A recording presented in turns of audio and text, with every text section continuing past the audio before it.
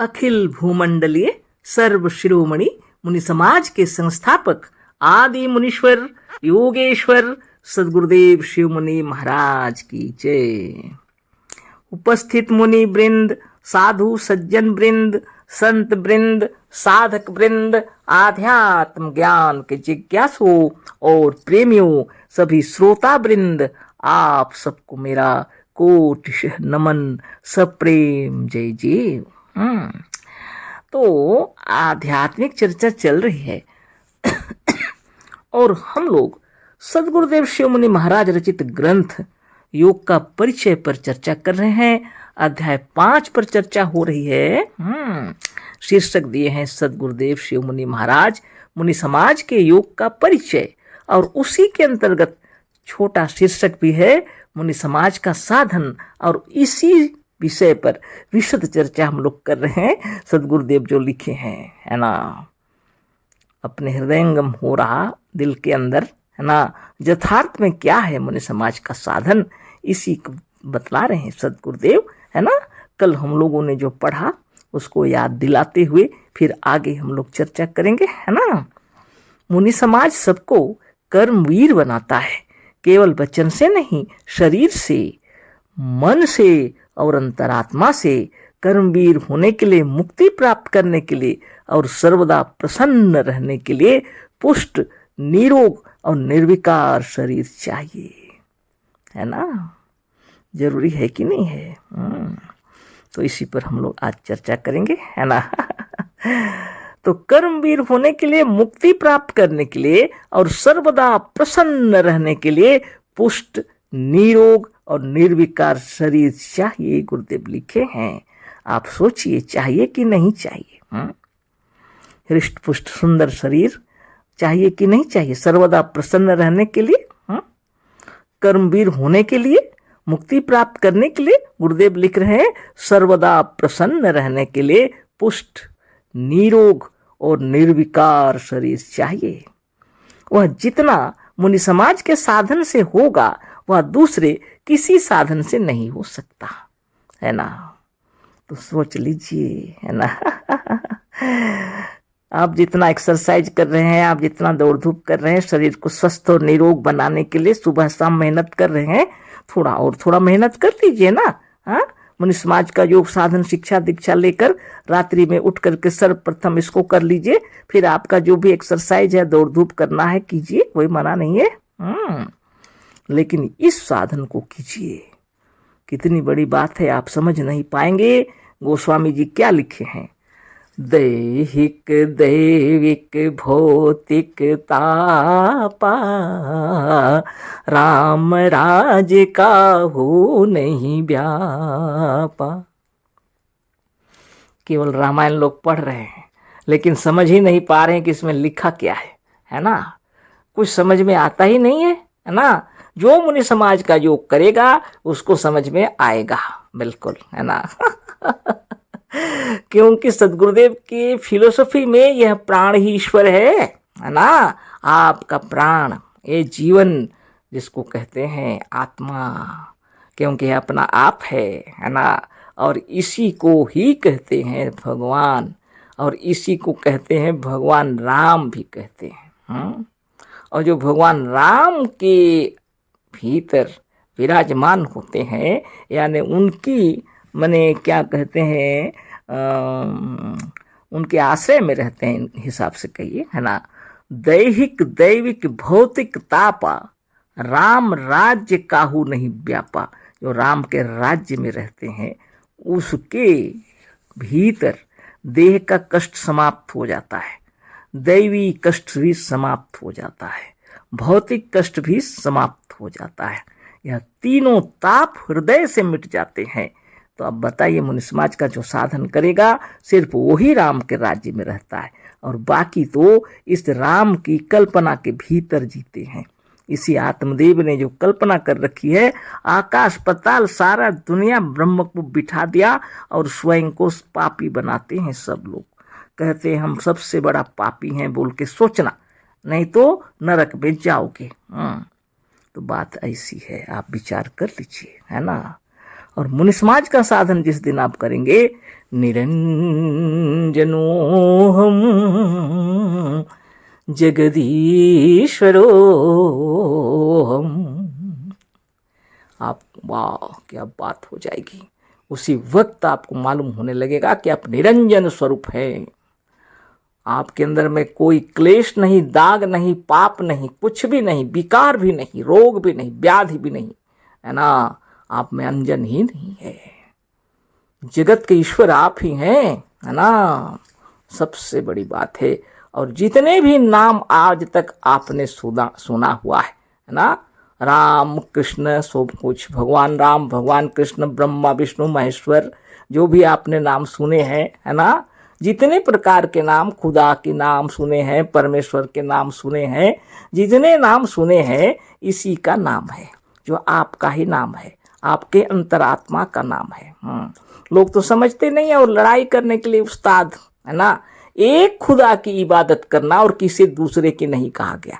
और मुसलमान भाई लोग इसका इतना बड़ा संघ चल रहा है, बाप रे बाप, भीड़ देखिएगा तो आश्चर्यचकित हो जाइएगा। लेकिन इतने सारे भीड़ ने किसी ने भी खुदा को नहीं देखा। सबको काफिर ही दिखता है। क्या नमाज पढ़ते हैं उनको कोटि कोटि नमन, है ना। और क्या कुरान शरीफ पढ़ते हैं पता नहीं।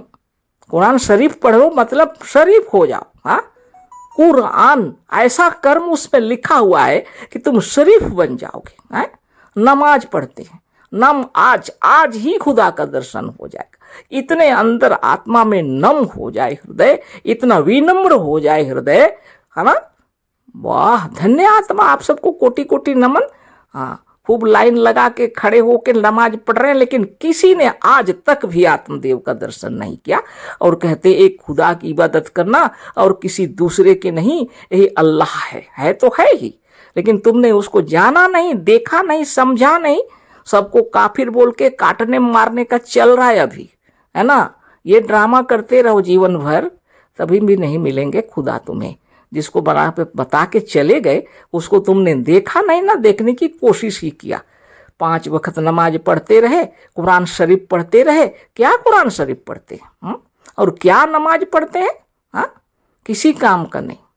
सब लड़ाई झगड़ा दंगा फसाद दूसरों के साथ, और अपनों को तो मत पूछिए। हाँ, जहाँ अपना पराया दिखाई पड़ रहा, तो योग नहीं है वह, है ना। योगश्चित्त वृत्ति निरोध, चित्त की वृत्तियां जहाँ शांत हो जाती हैं और अपने आप का दर्शन होता है, तो सब लोग जितने भी हैं सभी सनातनी हैं। लेकिन सनातन का भी तो अर्थ मालूम नहीं ना। भगवान अपना भीतर है, शरीर यह मूर्ति है भगवान का, इसको छोड़ के और मूर्तियां तैयार करके रखे हैं हमारे महात्मा लोग। हमारे समान जितने सनातन धर्मी अपने को सर्वश्रेष्ठ उच्च कोटि का मानते हैं, उनको भी मेरा कोटि कोटि नमन है। इतने सारे भगवान तुमने बिना मतलब का क्यों बनाया? अपने बच्चों को समझा नहीं, अपनी पत्नी को जाना नहीं, हाँ, विश्वविख्यात होने के लिए उनको ज्ञान दिया नहीं। नशा कर रहे हैं, शराब पी रहे हैं, नंगा दौड़ रहे हैं। हाँ, ये हो गया है सनातन धर्म। कहीं बजरंग बली की जय करके दूसरों को मारो, ये हो गया सनातन धर्म। तो हमारे जितने भी हैं सब क्या कर रहे हैं? योग से परे हो गए, आध्यात्म से परे हो गए। इसीलिए सदगुरुदेव शिवमुनि महाराज कहते हैं, अगर तुम्हें मुक्त प्राप्त करना है, मोक्ष प्राप्त करना है, तो स्वतंत्र ज्ञान चाहिए। निश्चित रूप से आत्मज्ञानी होना पड़ेगा, ब्रह्म ज्ञानी होना पड़ेगा। आपने अपने आप को जाना नहीं। और जितने वेद और वेदांत, जितने कुरान शरीफ और जितने बाइबल में एक ही बात लिखा हुआ है, भाषा अलग अलग है और खूब दंगे हो रहे हैं, है ना। बाप रे बाप, इसीलिए ब्रह्म ज्ञान की आवश्यकता है। इसीलिए ब्रह्म ज्ञान को ही दिव्य नेत्र कहा गया है। जब तक ये दिव्य नेत्र नहीं मिलेंगे, आप 50 प्रकार का नमाज पढ़िए और 50 प्रकार का एक्सरसाइज कीजिए और हजारों प्रकार का भाषण दीजिए, लेकिन जब तक आत्मज्ञान नहीं होगा किसी काम का नहीं। जिसने अपनी पत्नी को नहीं समझा, जिसने अपने पतिदेव को नहीं समझा, जिसने अपने बच्चों को नहीं समझा, तो वह चाहे हिंदू हो या मुस्लिम हो या सिख हो या ईसाई हो या कोई भी हो, जो भी मनुष्यात्मा यदि है, तब तो उसको सच्चा होना पड़ेगा। सब कोई धोखाबाजी करते रहते हैं और कहते हैं बड़ी बड़ी बातें। ये मनुष्य समाज ऐसा नहीं है। गुरु की कृपा बनी रहे, आपके हृदय की तरंगों के अंदर में आत्मज्ञान उदित हो जाए, और जब आप नेत्र खोले तो सब लोग ब्रह्ममय दिखलाई पड़े, तो समझ लीजिए आपने अच्छा से कुरान शरीफ पढ़ा है, समझ लीजिए आपने अच्छा से नमाज पढ़ा है, समझ लीजिए आप अच्छे सनातनी हैं, है ना। इस बात को समझिए। कहाँ का हिंदू हिंदू बोल करके इतना जो लड़ाइयाँ कर रहे हैं, बेमतलब की बातें करते हैं।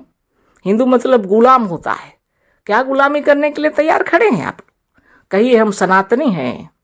तन में जो बैठा हुआ है, आपके शरीर को जो चला रहा है, जिससे आपका शरीर स्थिर है, वही शाश्वत है, अजर अमर अविनाशी है। उसको प्राप्त करने के लिए बाहर से भीतर की ओर मुड़ना पड़ता है। गुरुदेव, आप सभी को सदगुरु बोले सच्चा गुरु आपके भीतर बैठा हुआ है, आप स्वयं सदगुरु हैं।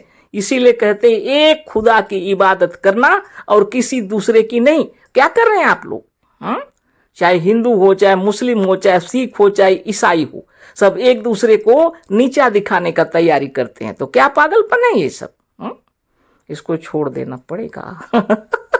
हम भी इतनी जोर जोर से बोल दिया आपको, है ना, लेकिन ये भी अच्छा नहीं है वास्तव में। मगर क्या करें, जोश आ गया हृदय के अंदर, ऐसे हो जाता है। दिलो जिगर से आप लोग अपनी आत्मा को ध्यान कीजिए, ब्रह्ममय हो जाइए, सारा संसार स्वर्ग जैसा आनंद से भर जाएगा। और 72 हूरों के चक्कर में नहीं पड़ना है। और कोई यहाँ रंबा और क्या क्या सब कहते हैं स्वर्ग लोग जाएंगे तो वो आपको वहां देंगे नहीं जगह, समझे। इसलिए आनंद से रहिए। आपके घर में सुख शांति से रहिए। शरीर छोड़ते ही और कुछ दिनों के बाद इच्छा हो तो नया शरीर जा करके नई दुनिया में आते हैं हम लोग, है ना। ठीक है, इस पर कल फिर चर्चा होगी। सदगुरुदेव शिव मुनि महाराज की जय। और आप सबको मेरा कोटि कोटि नमन है। चाहे हम जो भी बोले, लेकिन आप लोगों ने सुना हृदय से। उस अंतरात्मा को मेरे हृदय से कोटि कोटि नमन। और आप लोग के अंतरात्मा की पवित्रता को हम कोटि कोटि नमन करते हैं। सप्रेम जय जीव। सदगुरुदेव शिव मुनि महाराज की जय। अशेष धन्यवाद।